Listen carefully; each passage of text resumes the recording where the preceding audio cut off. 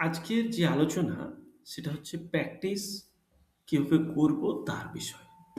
আমরা এতদিন ধরে যা প্র্যাকটিস করে এসেছি সেটা অন্যরকম। আজকে যেটা বলব সেটা একটু অন্যরকম। তোমরা কি ব্যাকগ্রাউন্ড থেকে এসছো বা তোমরা কিভাবে পড়াশোনা করে এসছো আমি জানি না। তো আমি অনেকদিন ধরে পড়াচ্ছি। সেক্ষেত্রে প্র্যাকটিস করার একটা বিশেষ প্যাটার্ন আছে। ধরো সম্পাদককে পত্র তোমাদের কোশ্চেন দিলাম। রাত্রেবেলা বা সকালবেলায় দিলাম। তোমরা সেই কোশ্চেনটা পাওয়া মাত্র লিখবে না।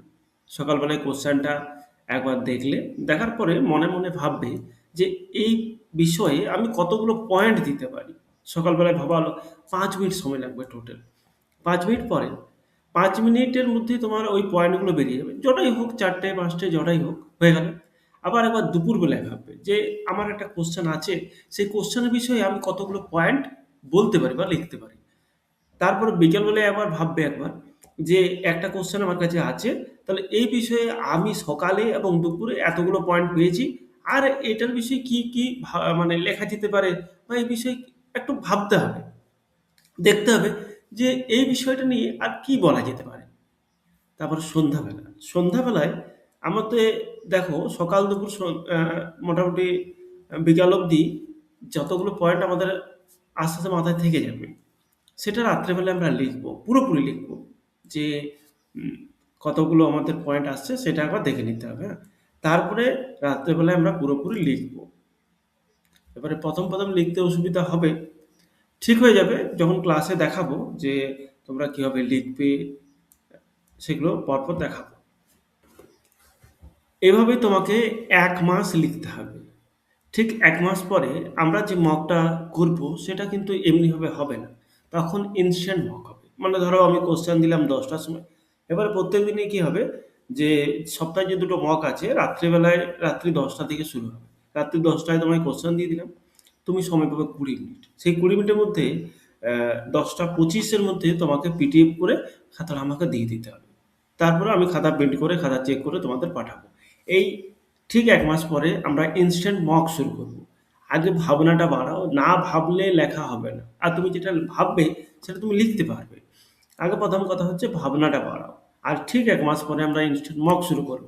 তাহলে যে প্যাটার্নে বলছি সেই প্যাটার্নটা ফলো করো।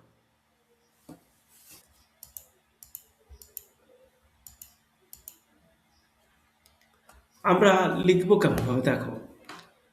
১ম হচ্ছে ১ম এ বাম দিকে থাকছে মাননীয় সম্পাদক মহাশয় সমিতিশু, আনন্দবাজার পত্রিকা। ৬ প্রফুল্ল সরকার স্ট্রিট, কলকাতা ৭,০০,০০০১। তারপর বিষয় লিখব। তারপর লিখব মহাশয় আপনার বহুল প্রচারিত দৈনিক সংবাদপত্রে বিষয়ে নিম্নলিখিত অভিমতটি প্রকাশ করে সুধী পাঠক মণ্ডলীর দৃষ্টি আকর্ষণ করলে বাড়ি থাকব। তারপরে হচ্ছে আ বিষয়বস্তু, বিষয়বস্তু লিখতে হবে। স্থান বাম দিকে চলে আসছে স্থান খ, তারিখ ২২/৬/২৬ বিনীত ক। এখানে এখানে দেখো আমরা যদি এইভাবে বলি নিম্নলিখিত অভিমতটি প্রকাশ করে সুধী পাঠকের দৃষ্টি আকর্ষণ করলে বাড়িয়ে থাকবো, এটা বলা যাবে। হ্যাঁ? এটা বলা যাবে। তাহলে এটা হচ্ছে এর স্ট্রাকচার। আর লেখা কিভাবে সাজাবো সেটা একটু দেখতে হবে। ১ম এ ভূমিকা, ভূমিকার পরে বিষয়বস্তুর সংক্ষিপ্তসার, তারপরে কারণ, জনসমাজে তার প্রভাব, প্রতিকার ও সংবাদপত্রে প্রকাশের প্রয়োজনীয়তা, প্রশাসন বা সরকারের দৃষ্টি আকর্ষণ বা সুনির্দিষ্ট দায়িত্ব এটাও বলতে পারে। সাধারণ জনগণের এটার মধ্যে ইনভলভমেন্ট বা সাধারণ জনগণ এটার মধ্যে কীভাবে ইনভলভ হতে পারে এবং ভবিষ্যৎ সম্ভাবনার একটা দিক। আর আশাপূর্ণভাবে সেটা যথাযথ উপসংহার আমাদের দিতে হবে। এইগুলো আমরা একটা, একটা করে পয়েন্ট ক্লাসে আলোচনা করে নেব। যে কিভাবে আমরা যে একটা লেখা সাজাবো। এটা তার লেখা সাজানোর একটা কৌশল।